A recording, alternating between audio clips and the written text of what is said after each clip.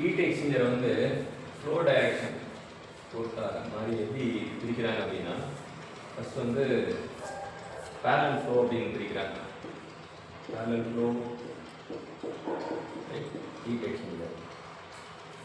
அதுக்கப்புறம் பார்த்தீங்கன்னா இன்னொன்று வந்து கவுண்டர் ஃப்ளோ அப்படின்றது, counter flow type heat exchanger அப்படின்னா. இன்னொன்று கிராஸ் ஃப்ளோ. முக்கியமாக என்ன அப்படின்னா ஹாட் ஃப்ளூயிட் கோல்ட் ஃப்ளூயிட் ரெண்டு இருக்கும். ஹாட் ஃப்ளூயிட் கோல்ட் ஃப்ளூயிட் ரெண்டு இருக்கும். ஸோ ஹாட் ஃப்ளூயிட் பார்த்தீங்கன்னா எந்த டைரக்ஷனில் போதும் அதே டைரக்ஷன் தான் கோல்டு ஃப்ளூயிட் போகும். அப்படி போனால்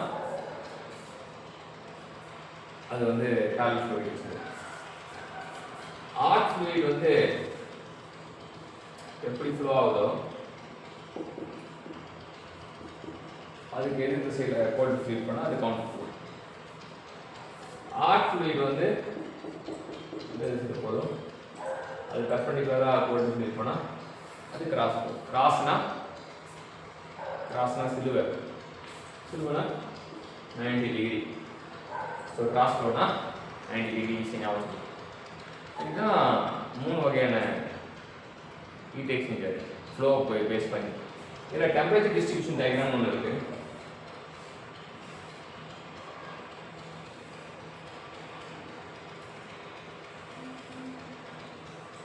இது TH1 சொல்லுவாங்க, இது TH2. 1னா இன்லெட் கண்டிஷன், 2னா எக்ஸிட் கண்டிஷன். TC1 TC2. இது ரெண்டுத்துக்கும் உள்ள வேறுபாடு TH1 TC1. TH1 TC1 θ1 சொல்லுவாங்க. TH2 TC2 வந்து θ2 சொல்லுவாங்க.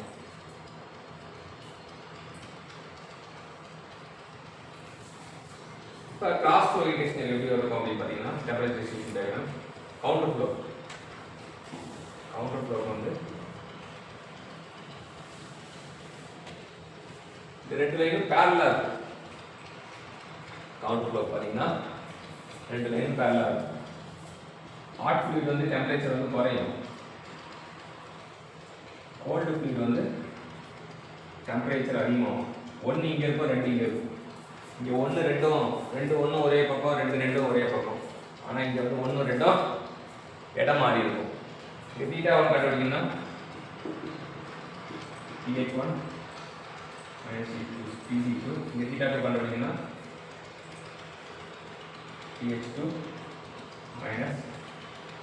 CC1. இதான் வந்து கிராஸ் ஃப்ளோ ஹீட் எக்ஸ்சேஞ்சருக்கு வந்து எல்எம்டிடி கால்குலேஷன் வந்து கொஞ்சம் காம்ப்ளிகேட்டடாக இருக்கும். ஸோ இது ரெண்டும் வந்து ஈஸி. ரெண்டுத்துக்கு எல்எம்டிடி ஃபார்முலா வந்து LMTD கண்டுபிடிக்கணும். பேரலல் ஃப்ளோ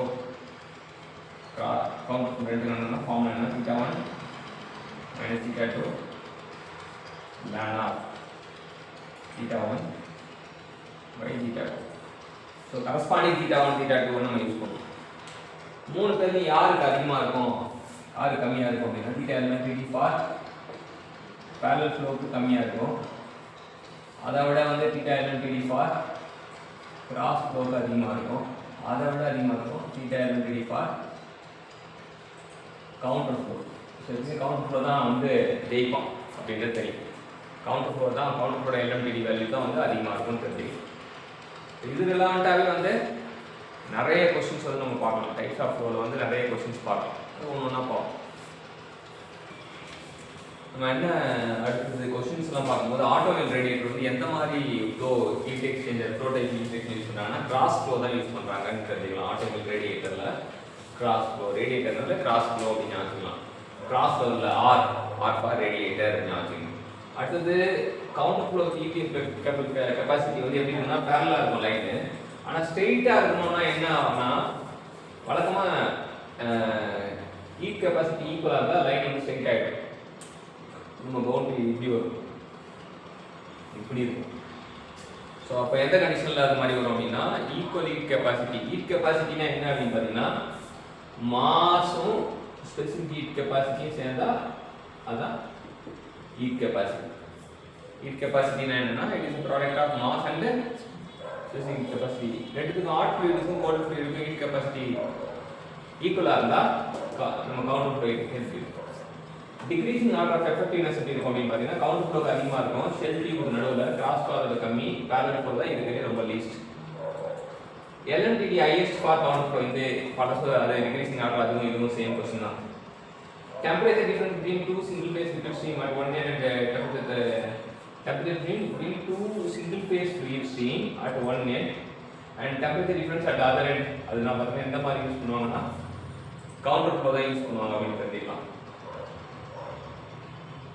அடுத்தது evaporation condensation index record surface area will be minimum for எதுக்கு மினிமமா இருக்கும் அப்படின்னு கேட்குறாங்க. எவாப்ரேஷன் கண்டென்சர் அப்படின்னா வந்து எதுக்கு மினிமமா இருக்கும் அப்படின்னா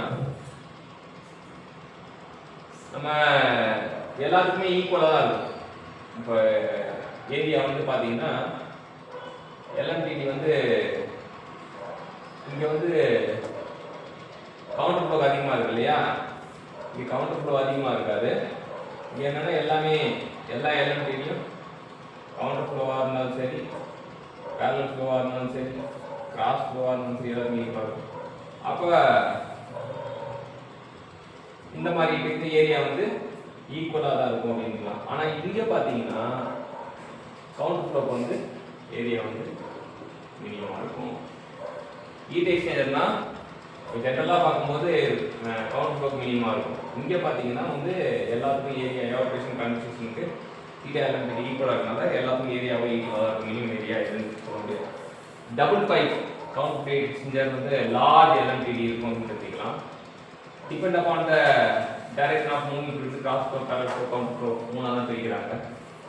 பேரலல் ஃப்ளோனா fluid travel in the same direction, counter flow na fluid travel in the opposite direction, cross flow na fluid travel in the perpendicular direction. So இந்த temperature distribution diagram வந்து எதுக்குன்னு கேக்குறாங்க parallel fluid exchangerக்கு. counter flow வந்து smallest heat transfer area, highest LMTD நார்மலா அதே evaporator condenser கேட்டாங்கன்னா equal சொல்லணும். இதோட ப்ராப்ளம் கொடுத்துருக்காங்க. ப்ராப்ளம் வந்து 80 டிகிரிலேருந்து 50 டிகிரி போகுது. வரது வந்து LMTD வந்து 26. The coolant temperature rise to 30 to 40, 30 to 40 போகுது. ஃபர்ஸ்ட் parallel flow போடுறாங்க, counter flow போடுறாங்க. LMTD வேல்யூ 20 டிகிரி 26 டிகிரி செல்சியஸ்னா எது அப்படின்னு சொல்றாங்க. ஃபர்ஸ்ட் parallel flow வந்து கண்டுபிடிக்கும்போது நம்ம 24.85, counter flow கண்டுபிடிக்கும் 28.85. ஸோ ரெண்டுத்துக்கு நடுவில் இருந்தாலும் அது கிராஸ் பவுண்ட் கண்டுபிடிக்கும்.